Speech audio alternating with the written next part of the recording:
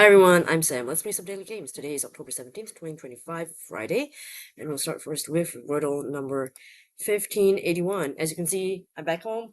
I got off my plane like in the afternoon, and then did some shopping again, and then I came back home and rested a little bit before doing this. All right, let's put in strip. Maybe I thought I was hoping to get lucky while I was on holiday, but alas, so maybe today is the day that strip is the answer. It's not, but okay. S and R. Um, I'm worried there could still be an ER word in here. Reuse something. I'll probably have to do an eval because I'm not gonna be able to remember what has been done. Reuse. Very possible. Okay. Something maybe SER. Laser. Would that be a good eval? Let me think about that. Loser. Basic. Um, like arm. S, something like that could also work. Maybe I should do. I feel like at least been before. So I think a good one it could be. Let's try maybe. But I don't like doing two S's. But well, on the one hand, it will at least try to place the S as much as possible. So I'm just do that. Nope. Whoa! But surprisingly, the double S actually helped me. What? There are actually two S's. I really thought there was only going to be one, and I was like, oh, I don't want to waste, one's particular, letter guess by using another S. But actually, this is working out better than expected. Okay, okay, okay. First, let's think about the ASS possibilities. This one, unlikely, I think, because I can only think of trust, and then T is out. So I don't think it's gonna be that. We'll try this one. So we still have brass, grass, WRAS. No, I don't think it's spelled that way. Okay, so I think, yeah, it's either grass or brass for you. And then OSS, we got gross and dross. Dross, I think, is a word. I think so. So I think I have to just shoot for 4, maybe? Okay, wait, let me think about this. If I picked one of those words instead of an eval, would I then know enough information to get it in 4 anyway? Okay. If I did gross, just say. If it was grass, well, the O would be gray. If it was dross, G would be gray. If it was brass, the G and O would both be gray. Yeah, I suppose that's worth trying. Alright, let me think about this. Dross is very interesting. I do think that it's not the most common word, but I'm pretty sure it is a word. I think it is a word. Okay. Do that. I don't really like brass. I'm thinking gross or brass. I'll go gross. Let's see. Oh yes! I chose correctly. Wow. Woo! I finally got a 3 guess solve again after coming back home. Whoa. Okay. Alright, this is pretty good. Let's go to Squirtle. Today's answer is gross. So that was strip. Not too bad at all. 400 possible guesses left, and then did Cress really good, and then I went with gross. Wow. Let's look at the possible guesses. Oh, Frass. Frass. Is that a thing? Okay, let me just check if like the dictionary is a common word. What is it? Okay, it's a word. Debris or excrement produced by insects. Frass. Never heard of it, but new word learned today. So yeah, I was right. Dross is a word. Yeah, waste or foreign matter, impurity, something that is base, trivial, or inferior, or the scum or unwanted material that forms on the surface of molten metals. Dross definitely is a word. Slightly harder word, I would say, compared to like grass, brass, and gross. These last two are less common, but doesn't mean that they're unlikely. They could still be a thing. They could still be on the answer list. We don't know that. But wow, I actually got a 1 in 5. Was it a true 1 in 5? We'll have to check this one, word finder, and seeing if any of the others have been done before. Okay, grass.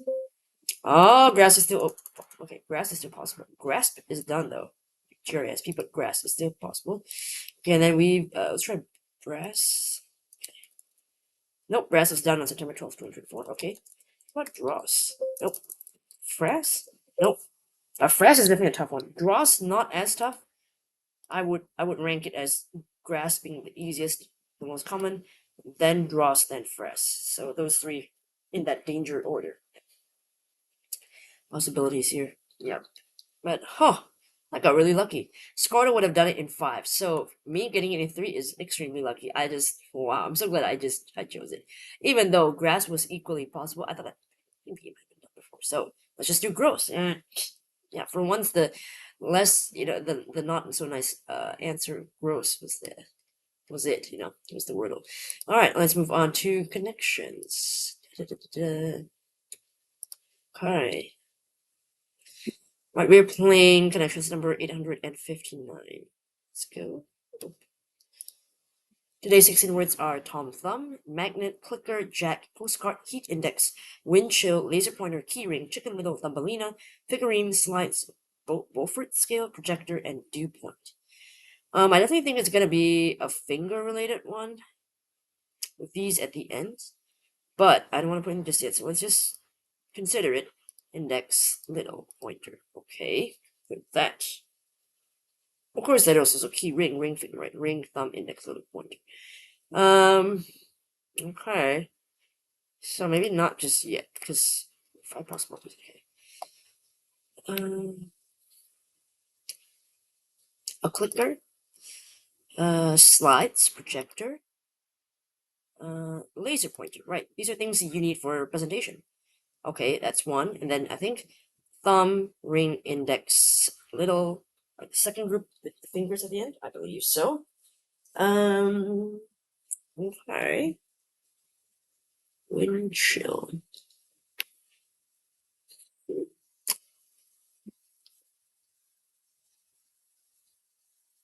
Oh, okay, hold on. Let me think about this. Okay. Magnet postcard. Oh, so maybe the finger one is a red herring, possibly. Wait, because magnet, postcard, keyring, and figurine, they're all like souvenirs. I could see that for sure. Okay. Maybe we should. Maybe I'm gonna lock in the things you use for presentation first. See, that's right. Okay, user presentation. Right, yellow. Okay. Magnet, keyring, figurine, postcard. It's annoying because keyring goes well with the fingers unless it's a red herring. So let me think about this. These 4 as souvenirs, and then Beaufort scale, heat index, wind chill, and dew point could be some kind of scientific thing. And then Chicken Little, Thumbelina, Jack, and Tom Thumb, they're characters in like a nursery rhymes. Okay, we'll do that. Souvenirs first. Yeah, so the fingers were written. I'm glad I didn't do that one first. Okay, heat index, Beaufort skill, wind chill, dew point. They're all to do with climate. No, like weather science, weather measurements and things. Weather measurements, maybe. Weather terms. Okay, I think that's good enough. Okay. Well, Tom Thumb, Chicken Little, Jack, and Lena characters in uh children's stories. Folktale characters. Okay, yeah, I guess that counts as folktales, but I think children's stories, children's characters from children's stories also works equally well. That's the blue. Okay, let's take a look. User presentation. So yeah, the finger one was it was like wow, a really good red herring because it seemed really good. But maybe that's the thing that we should be, pinging our alarm is that it's too good. I mean, too easy to find. Perhaps like it's too obvious. Maybe. But there are times when they do make it obvious, and we're fooled to think that no way it's gonna be that obvious, and that's the answer. So it's like they want to throw you off. So sometimes they make it very obvious, sometimes they don't. Right? But all right, I'm just glad that I thought to try other things first before going with that. Okay, using presentation clicker. It's that clicker is a thing that clicks onto the next slide. You get presentation slides, of course. Projector to project the slides onto the screen. Laser pointer to sort of indicate where you're looking at something, where to look at the points. I just went to a souvenir shop, right? Souvenirs themselves, figurine, like little cute little trinkets, the key ring, the keychains, put stuff, magnets, of course. People are putting them on fridges, right? To show where you've been. I've been to the Grand Canyon or something, or Eiffel Tower, and postcards to send to somebody else, like, hey, I was there, or just keep for yourself, like that I've been to that place. Weather terms, Beaufort scale. I think that's to do with wind as well. Let's check this. I'm going to do Wikipedia. Probably that'd be easier. Uh, Beaufort scale. It measures wind speed. Okay. Measure wind speed. Okay. Dew point. I'm guessing to measure point of formation of dew. Interesting that Wikipedia spells it separately. But I guess it doesn't matter. The temperature of the air is to a constant pressure in order to produce a relative humidity of 100%. Okay. And then heat index. I don't know what that one is. Heat index. Okay, temperature index that combines air temperature and relative humidity in shaded areas to positive human perceived equivalent temperature. Okay. Wind chill. Okay. Lowering sensation of cold produced by the wind from given ambient air temperature exposed skin as the air accelerates the rate of heat transfer from body to surrounding temperature. Its values are always lower than the air temperature in the range by the formula is valid. When the apparent temperature is higher than the air temperature, the heat index is used instead. The sensation of cold. The wind chill index. Okay. Or wind chill factor. So I wonder that, I mean, I guess if what I said, weather measurements and things like that, like, does that still count? I think it does. I mean, I'm trying to understand wind chill, the concept of it. But yeah, let me know if you think that measurements count or not. And lastly, we've got folktale characters. Chicken Little, Jack and Lynette, Tom Thumb. These are very common in like the Western stories. I do feel like, or maybe American ones. Like Chicken Little, he he saw that he saw that a piece of sky fell, and then he's like, oh my god, the sky fell. But actually, I think it was an acorn in the story. It wasn't actually the sky. He just saw the acorn drop on him, and I thought that was a piece of the sky. I think that's how the story goes. I can't remember. And then Jack. Well, we've got Jack and we've got Jack and the Beanstalk. We've got whoever. I mean, he's in a lot of stuff, I assume. Thumbelina, she's like a little girl the size of a thumb. I think that's where the name comes from. She was in a flower or something in a garden somewhere or in the woods. Tom Thumb, I think, is also similar. He's also a very small character. Let me just check. Tom Thumb. Why are people obsessed with? Maybe because you have this idea of that there must be like miniature people in existence. Like if we have, large size people, there must be miniature ones, right? Yeah, Tom is no bigger than his father's thumb. So, yeah. So yeah, similar tales and characters. Thumbelina's got to be in there, right? Well, they don't list. Maybe because yeah, Thumbelina. There we go. Okay, let's go see her. Literary written by Hans Christian Andersen. Cool. Okay. Tiny girl. There's a marriage-minded toads, moles, and cockchafers. What the heck is that? Oh, what the heck? Oh, some kind of beetle. I don't like that. Oh, she falls in love with a flower fairy prince just her size. Yeah, she's not interested in toads and stuff. No thanks. No thanks to her. But yeah, I mean, when is the Tom Thumb Tumbleweed crossover going to happen? Maybe it already has in comics. It's possible. I feel like why not, right? But yeah, okay. Difficulty wise, I think it's a little bit tricky because that red herring I think was pretty good. Late pointer, ring, index, and thumb and little. Of course, again, 5 of them. You know, were very. I thought were very good. I think some people are going to fall for that. Weather terms, I think, might be common enough. I mean, not say common enough, but they seem really obvious of what they are. Like, I don't think that they're terms that are so specialized that you couldn't associate them with the weather. I feel like, and again, these folklore characters. I mean, this blue one to me is not tricky unless we account for, of course, the red herring. Maybe that's what makes them tricky. But in general, just looking at them, it's not tricky. I mean, you can see the category and you know that this is folklore characters, right? Of course, in looking at that, obviously it's slightly harder than these two, but not a tricky blue by any means. But yeah, I think the red herring was the trickiest thing of this whole thing, is figuring out what the red herrings were and to avoid that, and then everything else falls into place. So I think I'd still say this is a It depends on how tricky the red herring people perceive that to be. I'll go with a 2. Although I think I'll probably be wrong. Maybe it's like a 3 for other people, but I'm gonna say it's a 2. Alright, let's move on to the last game for today, which is the LA Times Mini Crossword. Okay, is it loading? Let me just check here. I'm trying to just refresh. Okay, no, wait, there we go. Playing the October 17th puzzle by Elizabeth C. Forsky. Okay, scrolling down. One across, original MTV program hosts. I think they're called VJs, right? 1 down, Bargain Hunter's Gold. Okay, I can't remember. 2 down, actress Roberts of Notting Hill, Julia Roberts. 3 down, Bit of Witchcraft. Spell? 5 down, Goals. Could be names. 4 down, Bills for Martinis and Gimlets.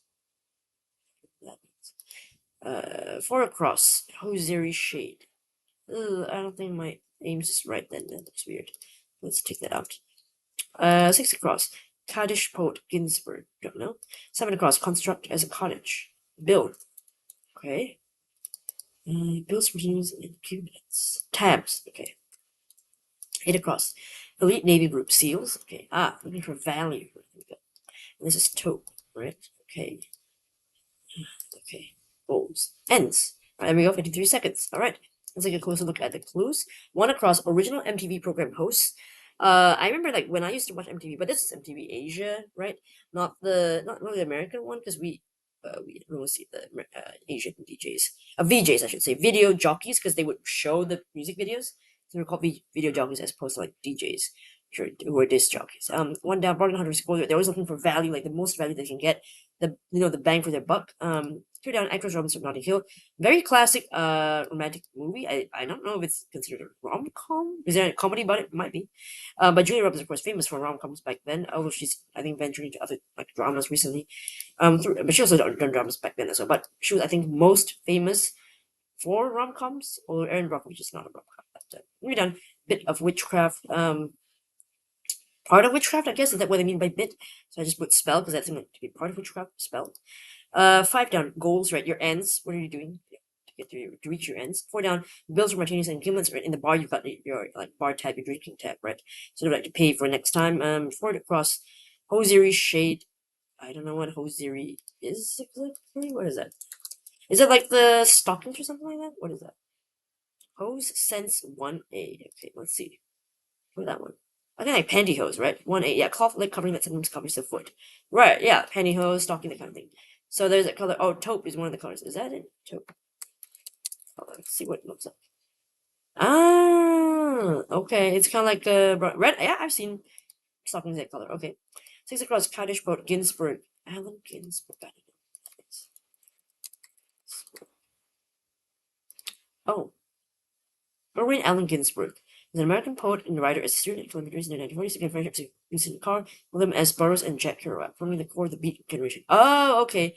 I know Jack Kerouac, and I think about William S. Burroughs. I unfortunately don't know Vincent Carr nor Allen Ginsberg, so I don't know about him. But apparently they've done movies about the group, right? The Beat Poets. Okay, I see. So he has a poem called Kaddish. 7 across, construct as a cottage, right? Just to build. Okay. 8 across, elite Navy group, right? The Navy SEALs, right? Those like really like top level like Navy operatives, if you can say it, right? I think that's what it's called. But okay, so we got a couple of trivia things, right? Julia Roberts, but she's so famous. I mean, like this is like I feel like a lot of people, almost everybody knows this. Navy SEALs is pretty common. I think this one is probably toughest. Allen Ginsberg, and potentially 4 across only because only for me because I forgot what hosiery was and thinking about the shades or what that color is called in a taupe. I mean I've heard of the color taupe. I just couldn't visualize like what that color looked like. So yeah, I mean I actually thought it was gonna be like a lighter peachy color, but it's actually a kind of brown color. So I didn't know that. But yeah, I think the hardest one is probably 6 across.